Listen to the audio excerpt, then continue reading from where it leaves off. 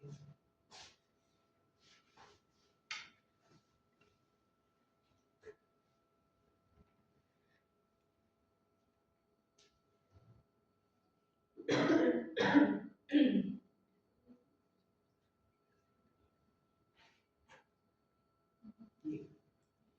Vamos a entrar a ver la necrosis colicuativa. Cuando estamos hablando de necrosis colicuativa, tenemos que saber de que aquí es pura digestión enzimática. Pura digestión enzimática. Tanto por las enzimas de la misma célula, o sea, autólisis, el mecanismo es por autólisis y por heterólisis. Ya saben ustedes que las células cuando están muriendo tienen que activar sus enzimas, ¿no es cierto?, excepto en la necrosis de coagulación por una interrupción brusca de la circulación sanguínea. Pero si la hipoxia se presenta poco a poco, entonces nos da tiempo de que las células puedan activar sus enzimas y ahí vamos a tener autólisis, ¿sí? Es reacción inflamatoria, por lo tanto siempre va a haber un acompañamiento de la reacción inflamatoria, por lo tanto estas reacciones inflamatorias van a también participar con sus enzimas, estamos hablando de heterólisis. Entonces la necrosis colicuativa como mecanismo es por autólisis y por heterólisis. Existe lo que nosotros llamamos absceso. Primero veremos macroscópicamente cómo vemos nosotros estos tejidos que han sido degradados tanto por autólisis y por heterólisis, y estamos viendo lo que es la pus. Ese es el ejemplo macroscópico, ¿sí? La pus en la necrosis colicuativa, donde hay digestión por sus propias enzimas o por enzimas, autólisis y heterólisis. La pus. Bien. Acá tenemos que ver que es un absceso. Es la presencia de pus en los órganos internos. Esta presencia de pus en los órganos internos, que está bien rodeada por tejido normal, que no tiene comunicación con la parte externa del organismo, a ese elemento se llama absceso. ¿Qué es un absceso? Es un tipo de necrosis, es una necrosis colicuativa que está bien encarcelada en los órganos internos, que pueden tener una pared, ¿sí? Ahora esto se puede fistulizar cuando se abre un conducto y sale la pus a través de un conducto hacia el exterior, a eso se llama absceso fistulizado, ¿sí? La semana pasada habíamos visto de que todos los tejidos, cuando sufrían una interrupción brusca de la circulación sanguínea, realizaban la desnaturalización de sus proteínas, por lo tanto esas células mueren sin destruir sus componentes por sus células, no hay autólisis, pero sí hay heterólisis, ¿no es cierto? Era la necrosis de coagulación. Todos los órganos entraban a una necrosis de coagulación cuando había una interrupción brusca de la circulación sanguínea, excepto el cerebro. Entonces, en el cerebro no se presenta la necrosis de coagulación, nunca se presenta la necrosis colicuativa en el cerebro, ¿sí? Ahí está. Entonces, si yo les digo, por ejemplo, todos los tejidos sufren necrosis de coagulación cuando hay una interrupción brusca de la circulación sanguínea, ustedes dicen no, porque el cerebro, aunque sea una necrosis isquémica cerebral, nos va a dar lo que se llama necrosis colicuativa, no de coagulación. ¿Sí? Bien. Este tipo de necrosis da lugar a la formación de la necrosis colicuativa ha sido descrita casi exclusivamente en las isquemias cerebrales, ¿ves? Que cursan con una rápida lipofagia del tejido necrótico. Ahí sí se va a ver la pus en el cerebro. ¿Por qué? Se cree que porque el cerebro tiene bastante grasa y estas enzimas lisosomales y las fibrolas ser las responsables de poder provocar este tipo de necrosis colincubativa. Macroscópicamente estamos hablando de esta es la necrosis colincubativa. Si yo, por ejemplo, les digo, aquí ha habido una interrupción brusca de la circulación sanguínea, ¿qué tipo de necrosis es esta? Colincubativa. En el único órgano que se presenta la necrosis colincubativa es el cerebro. En el resto de necrosis y coagulación. ¿Sí? Entonces, esto es un absceso cerebral, ¿no es cierto? Ahí está la necrosis colincubativa que está bien encasillada, casi con una pared fibrótica. ¿Sí? A eso se llama absceso. Absceso cerebral por necrosis colincubativa. Y esta es las características histopatológicas de la necrosis colincubativa. Es un absceso hepático. Porque si ustedes ven aquí están los cordones hepatocitanos o cordones renales. Y si ustedes ven es un foco bien delimitado por tejido normal, absceso. ¿Qué tenemos en este absceso? Es una necrosis colincubativa, una degradación enzimática tremenda. Entonces, si se han degradado porque ha habido una colonia bacteriana, suponiendo, al degradar las bacterias también se ha degradado y se ha lesionado el tejido hepático, porque la reacción inflamatoria no es específica, es inespecífica. Entonces, degradan a las bacterias, a la agente causal, también degradan al tejido, a los hepatocitos, a las fibras colágenas. Esa degradación enzimática en pequeños fragmentos se llama necrosis colincubativa. ¿Qué tenemos ahí? Tenemos un fondo finamente granular, basófilo, eosinófilo. ¿Por qué? Porque los citoplasmas, cuando se degradan en pequeños fragmentos, son eosinófilos. Entonces vamos a tener fragmentos granulares eosinófilos que corresponden a los citoplasmas de las células. Y los fragmentos granulares basófilos corresponden a la degradación enzimática de los núcleos. Pero, y el tejido conjuntival, donde hay fibras colágenas, todo eso, porque la reacción inflamatoria se hace en el tejido conjuntival. Entonces, también se degradan las fibras colágenas. Entonces, vamos a tener estructuras finamente filamentosas, ¿no es cierto?, degradadas, eosinófilas. Todo eso se llama, ese es el fondo de detritus. Primer criterio histopatológico. Detritus. ¿Cómo nosotros representamos a los detritos? Son formaciones finamente granulares, eosinófilas, basófilas, entremezcladas con fragmentos filamentosos, eosinófilos. Eso corresponde a las fibras colágenas. Todo eso se llama detritus, en fondo, basura. Detritus, para que me detritus. Ahora, todo tejido necrótico que estoy representando es un buen caldo de cultivo para colonizar a las bacterias, para que haya proliferación de las bacterias. Todo tejido necrótico. ¿Cómo se ven las bacterias? Son unas manchas plomas sucias amorfas. Esto que están viendo aquí son manchitas plomizas, ¿no es cierto? Comparen con esto. Aquí hay manchas plomas sucias, amorfas. No tiene forma.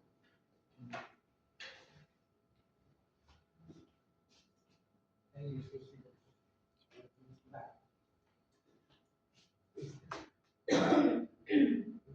Manchitas plomas sucias, ensucian el tejido. Puede estar encima del tejido, puede estar en estas manchas plomas sucias. ¿Sí? Aquí hay, ¿sí? Las manchas plomas sucias, que no tienen forma. Entonces, hay las colonias bacterianas que son manchas plomas sucias, amorfas. Y el tercer criterio es el infiltrado inflamatorio, que está representado por neutrófilos. Es un infiltrado de neutrófilos. Todos estos son neutrófilos. Aquí, por ejemplo, tenemos un núcleo que es 1, 2, 3, 4 combinaciones de neutrófilos. Puros neutrófilos.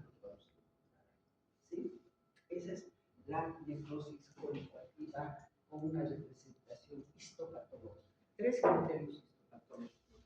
Un fondo representado por los detritus, que es un fondo granular, eosinófilo, basófilo, entremezclados con unos fragmentos filamentosos eosinófilos. Dos, la presencia de colonias bacterianas, que son esas manchas, plomas sucias, amorfas. Y tres, el infiltrado de polimorfos nucleares, los monofósilos. Esos tres criterios patológicos nos dicen que es necrosis policoactiva.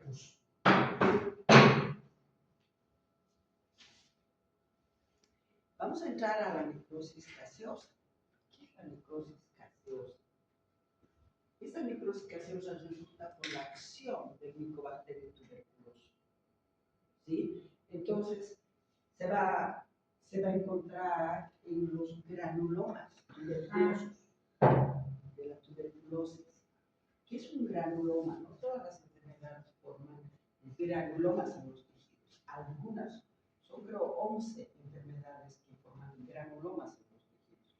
Y una de esas enfermedades es la tuberculosis. La otra sería la lepra, que está desapareciendo. Después tenemos la misma colitis ulcerativa y linfática, que también forma granulomas. El arañazo de gato forma granulomas. Los cuerpos extraños que se presentan en los tejidos forman granulomas. ¿No es cierto? Las gasas que dejan los cirujanos cuando realizan una cirugía abdominal, generalmente ustedes ya han asistido a alguna cirugía abdominal. Así está, el cirujano abre la cavidad abdominal, cuando termina de extraer lo que tiene que extraer, le pregunta a la enfermera cuántas gasas tiene. Y la enfermera cuenta las gasas completo, porque se pueden quedar las gasas ahí. Pero eso es error del entrenamiento. ¿Y eso qué va a pasar? Esas gasas cuando se quedan en la cavidad abdominal, después es rodeada por tejido, por una reacción inflamatoria de tipo granulomatosa. Entonces, alrededor de la gasa vamos a tener granulomas. Granulomas.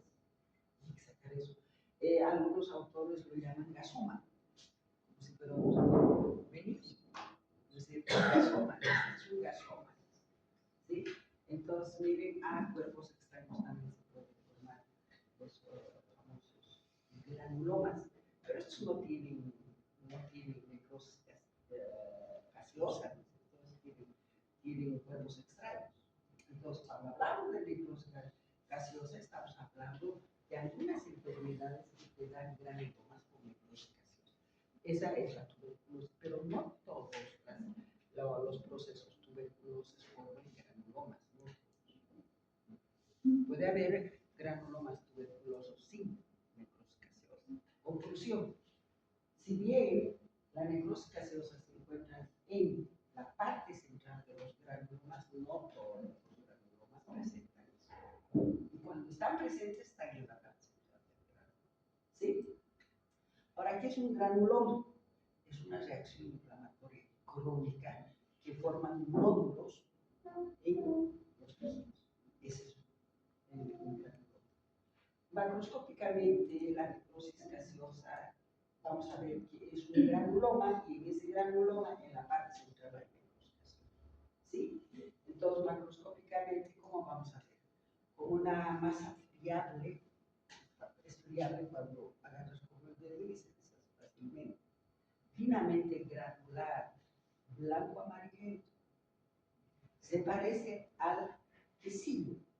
Aquí se parece al queso, ¿no es cierto? Al caso del queso.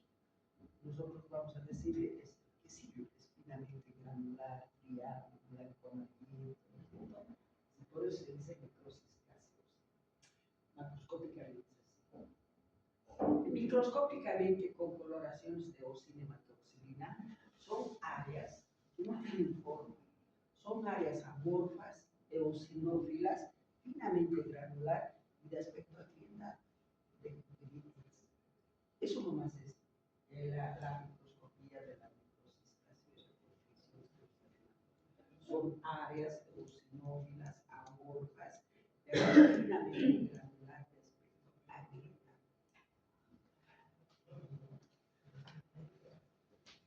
Que se encuentra en la parte central, vamos a ver si un granuloma tiene que estar en la parte. Ahí está. Parece un quesillo en un plato sucio, ¿no? Esto me hace recuerdo mucho. En el campo se cocina con leña. Y mire, cuando la comida está cocinada con leña, tiene otro sabor. Es más rico. No sé por qué. Pero tiene otro sabor. Con leña. Entonces, cuando cocinan con leña, lo oímos. Por eso, mire. Parece un plato con hollín. Y no, es un segmento de pulmón. Entonces, y ahí está el queso. Que sí. ¿Sí o no? Yo nomás tengo imaginación raras. Es un quesillo en un plato sucio. Es el hecho la macroscopía. Entonces, necrosis gaseosa en un segmento de pulmón. Tenemos una zona central, necrótica, ¿no es cierto? Finamente granular, amarillento brillante. Y aquí tenemos 3 granulomas de tuberculosis. Son ganglios linfáticos, miren, es un ganglio linfático, es otro ganglio linfático. Todo esto es un granuloma y en la parte central de ese granuloma, está en el ganglio linfático, tenemos la necrosis gaseosa. Desde acá ya se puede ver que hay grietas, como cuando la tierra se seca, especialmente cuando hay sequía en el altiplano, nos muestra, ¿no es cierto? La tierra seca, quebrajeada, con grietas, y ahí está. Es un área eosinófilo agrietado, no tiene forma. A mayor aumento vamos a ver que estas áreas son finamente granuladas. Ahí está. Todo esto es un granuloma, todo. Y la necrosis gaseosa es todo esto. ¿Qué vemos en este necrosis gaseosa? Vemos que es un área eosinófila finamente granular. ¿Sí? Eosinófila finamente granular de aspecto ambiental. Punto. Esos son los criterios histopatológicos para hacer un diagnóstico de necrosis gaseosa. Vamos a entrar a ver la necrosis enzimática de la grasa. Esta necrosis enzimática de la grasa, en un 90% de la necrosis enzimática de la grasa es por una pancreatitis necrohemorrágica, una pancreatitis aguda. ¿Qué pasa en la pancreatitis aguda? Hay lesión de los racimos pancreáticos. Pancreatitis es una reacción inflamatoria, ¿no es cierto? Entonces, hay lesión de los racimos pancreáticos. Y cuando se lesionan los racimos pancreáticos, liberan pues enzimas. ¿No es cierto? El páncreas está lleno de enzimas y hormonas secretas, ¿no es cierto? Entonces, estas enzimas, estamos hablando de lipasas, de proteasas, que son los elementos que ayudan a la digestión, ¿no es cierto? Entonces, cuando hay lesión de los ácidos, esos no van a llegar, esos elementos no van a llegar a la cavidad abdominal, ¿no es cierto? Sino se va a dispersar a nivel de la cavidad, no van a llegar a la cavidad del estómago, ¿no es cierto? A la mucosa donde se hace la digestión. Entonces, cuando hay lesión de los acinos, se van a liberar en la cavidad abdominal.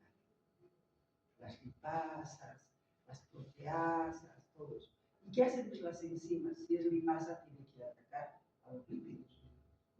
Y alrededor del páncreas hay pues tejido peripancreático, que es grasa, tejido adiposo, ¿no es cierto? ¿Qué va a hacer las lipasas al tejido adiposo? Estamos estamos hablando de tejido adiposo donde hay adipocitos maduros, normales. Y las lipasas, ¿qué hacen? Cuando son liberadas de la célula, van a atacar a la membrana de los adipocitos. A la membrana de los adipocitos. Y ustedes saben que cuando hay ataque a la membrana de los adipocitos, estamos entrando a una lesión que se llama necrosis. ¿Sí? ¿Listo? Entonces, por eso hablamos de necrosis enzimática, donde la lipasa liberada por los ácidos pancreáticos van y atacan la membrana de los adipocitos maduros del tejido B pancreático.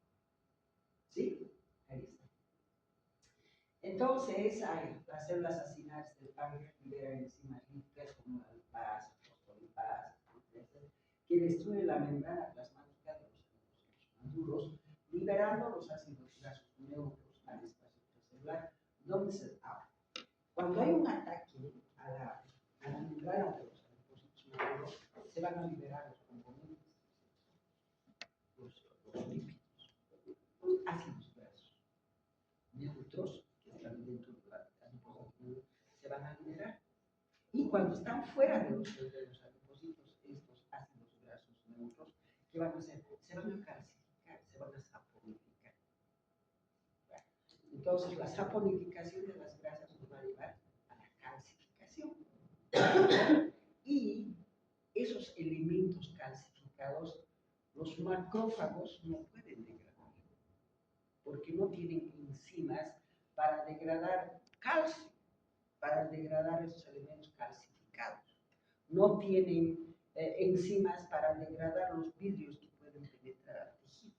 No pueden degradar las gasas que se quedan en la cavidad abdominal. No pueden degradar. Por eso es que se mantienen por tiempo indeterminado. Y cuando el cirujano abre la cavidad abdominal, qué sé yo, después de mucho tiempo que el paciente ha sufrido una pancreatitis aguda, pasa mucho tiempo, abre la cavidad abdominal el cirujano y se encuentra con unas áreas en todo el epitelio, se encuentra con unas áreas blanquecinas, granulares, distribuidos en todo el epitelio. Y cuando ve eso, palpa, son duras. Ah, dice, esto es calcificado. Entonces, este paciente ha sufrido, en algún momento de su existencia, ha sufrido una pancreatitis. Porque saben muy bien que en la pancreatitis hay liberación de lipasas, de proteasas, que después van a destruir el tejido adiposo a través de la membrana de los adipocitos, liberando los ácidos grasos, y estos ácidos grasos se calcifican. Y se quedan así, porque los macrófagos no tienen enzimas para degradar eso. ¿Sí? Ahí está, se observan áreas blancas compactas endurecidas en el seno del tejido peripancreático que permanece por mucho tiempo. Ahora, microscópicamente, ¿cómo nosotros vamos a ver? Estamos hablando de necrosis enzimática de la grasa. Hemos dicho de que las enzimas que han salido de los acinos pancreáticos han perforado la membrana de los adipocitos maduros. Eso es muerte. Es irreversible que la termina de necrosis. Entonces, ¿cómo vamos a ver nosotros estos adipocitos maduros? Los adipocitos maduros normales son con vacuola uninoculares, tienen una sola vacuola que ocupa, una sola vacuola de ácido graso que ocupa todo el citoplasma, rechazando el núcleo de la periferia, ¿cierto? Así de los adipocitos maduros. Y son con condiciones de ocinematoxina, son transparentes estos adipocitos. Ustedes han visto tejido adiposo. Cuando están lesionados con este problema de las enzimas pancreáticas, esos adipocitos se van a ver así, como vidrio de sustrato. Como este vidrio de sustrato, sucio, como los vidrios catedrales. Y este es el vidrio normal. Comparen esto, que es lo normal, hagan de cuenta que es adipocito maduro normal y ese es adipocito que ha sufrido necrosis enzimática. son entonces áreas que están, adipocitos que tienen un rebote irregular, ¿no es cierto?, de aspecto deslustrado, el libro, y médicamente vamos a tener siempre acompañamiento de una reacción inflamatoria de tipo aguda. Siempre. Todo tejido necrótico tiene una reacción inflamatoria aguda que la acompaña médicamente y vamos a tener focos de calcificación en estos tejidos necróticos. ¿Cómo se ven los focos de calcificación? Se van de un color basófilo y tiene formas geométricas, porque son pues segmentos calcificados. Entonces, esos segmentos calcificados tienen formas geométricas. Podemos nosotros encontrar, qué sé yo, figuras cuadradas, figuras triangulares, rectangulares, completamente basófilas, y nosotros decimos, este es el foco de calcificación, todas las áreas basófilas. Y periféricamente siempre hay reacción inflamatoria que acompaña al tejido. En este caso, la reacción inflamatoria es aguda. ¿Sí? Doctor, le tengo una pregunta. En caso de que tal vez en estas operaciones no se olvide una taza, sino una tira con una tijera, o fue doctor la técnica quirúrgica que pasó que una tijera se olvidaba? Pues imagínate si es una tijera, no es cierto que la tijera tiene una punta. Claro, yo creo que un paciente no podría sobrevivir a eso, a no ser que sea una tijera muy chiquitita, ¿no? Una chiquita, pero una tijera que utilicen para hacer cirugía, imagínate, mucho. El paciente tendría que volver inmediatamente por el dolor, por todo eso, ¿no? Hay también signos y síntomas que te dicen auxilio. Entonces, el paciente termina la cirugía, un movimiento de eso, ¡ay! ¿Qué ha pasado? Pueden abrir el rato. Sí. Sí, puede ocurrir eso. Ahí está, esta es la macroscopía de la pancreatitis aguda necroneoplásica. Este es el diploma, ¿no es cierto? Es un segmento de diploma. Es tejido adiposo que se encuentra en la cavidad abdominal. Y tenemos estas áreas blanquecinas, miren, ¿no es cierto? Finamente granulares blanquecinas distribuidas en todo ello. Es la saponificación de la grasa. Estos son tejido adiposo normal. Estos. Todo eso. Tejido adiposo normal. La saponificación son estas cosas blanquecinas. ¿Sí? Cuando ven esto dicen, aquí ha habido calcificación del tejido adiposo. Y dicen, hasta que este paciente en algún momento de su existencia ha sufrido la pancreatitis. Y esta es las características histopatológicas con tinciones de oxinematoxilina. Cuando no vean tinciones de oxinematoxilina, la mayoría estamos viendo con tinciones de oxinematoxilina. Hasta ahora una sola hemos visto con tinciones especiales para grasa, ¿no es cierto? Entonces, todas estas son tinciones universales de oxinematoxilina. ¿Qué tenemos aquí? Si ustedes ven, miren, adipocitos maduros normales. Los adipocitos maduros normales son uniloculares con los núcleos rechazados hacia la periferia, ¿no es cierto? En cambio, los adipocitos inmaduros son multiloculares. Si es más inmaduro, multiloculares. Entonces, a medida que van madurando los adipocitos, estos multiloculares se van juntando hasta hacer una sola vacuola que rechaza el núcleo hacia la periferia. Ese es el adipocito maduro, unilocular. ¿Sí? Entonces, si ustedes ven aquí, tenemos adipocitos maduros normales. Aquí ahí tenemos muchos adipocitos que se han juntado, ¿no es cierto? Y aquí está el aspecto basófilo, ensuciado. Aquí, un vidrio deslustrado, ensuciado. ¿Sí? Y por supuesto, tenemos todo lo que es la reacción inflamatoria que está acompañando a esta necrosis enzimática de la grasa. Aquí tenemos áreas basófilas, áreas basófilas. Y adipocitos de aspecto y la reacción inflamatoria. La reacción inflamatoria sí, a mayor aumento se ve así. Este es un adipócito maduro normal. Y miren, adipocitos de formas irregulares de aspecto de vidrio incrustado, ensuciados con relación a esto. Y estas son las áreas de calcificación basófilas. ¿Sí? Todas estas áreas son de calcificación basófilas. ¿Sí? Acá también tenemos, acá por ejemplo, es un adipócito maduro donde ya está apareciendo esa sombra de adipócito de aspecto de vidrio reflujado. Aquí tenemos un vaso sanguíneo. Y en este vaso sanguíneo, miren cómo hay marginación leucocitaria. Esta es la pared, ¿sí? Y los leucocitos ya están aquí.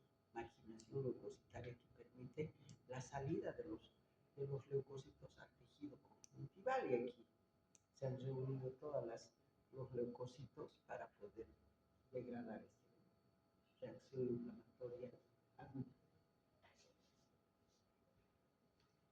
Necrosis fibrinoide.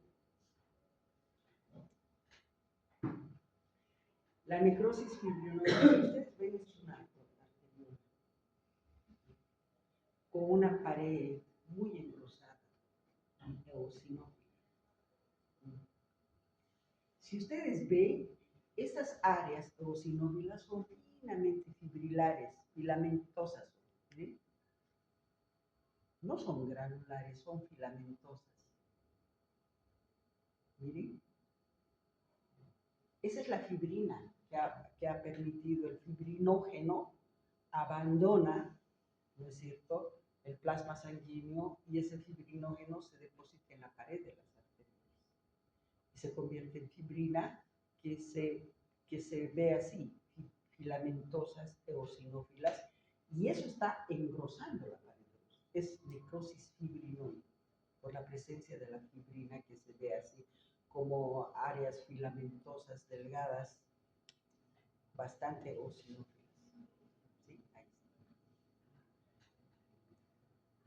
Se observa en ciertas reacciones de hipersensibilidad en una vasculitis con necrosis fibrinoide. ¿Sí? Es una vasculitis porque está la necrosis fibrinoide y hay reacción inflamatoria. Vemos presencia de leucocitos polimorfonucleares aquí. Hay una reacción inflamatoria, eso es vasculitis, ¿sí? En problemas de hipersensibilidad. En la periarteritis nodosa también se ve esta necrosis fibrinoide con un aumento del espesor de las paredes de los vasos sanguíneos. Se pueden obstruir las luces, especialmente en los rechazos de órganos. Vamos a tener la necrosis fibrinoide hasta obstruir la luz de los vasos sanguíneos. Entonces el tejido injertado o implantado va a sufrir necrosis isquémica, ¿no es cierto? Si se obstruye la luz de estas arteriolas, los tejidos no reciben sangre, entran en una necrosis isquémica y esa necrosis isquémica, ese tejido con necrosis isquémica va a ser rechazado. Así se hace el rechazo de un trasplante, con la presencia de una necrosis fibrinoide que ingresa a la pared de los vasos sanguíneos hasta obstruir la luz y rechazo de trasplantes órganos. Y en otras enfermedades autoinmunitarias también se puede ver esto, como la artritis reumatoidea. En la artritis reumatoidea también esta reacción de la necrosis fibrinoide. Ahí está, paredes. No sé, ya son casi 12. ¿Sí? Sí. Casi 12. Ya, nos vamos a quedar.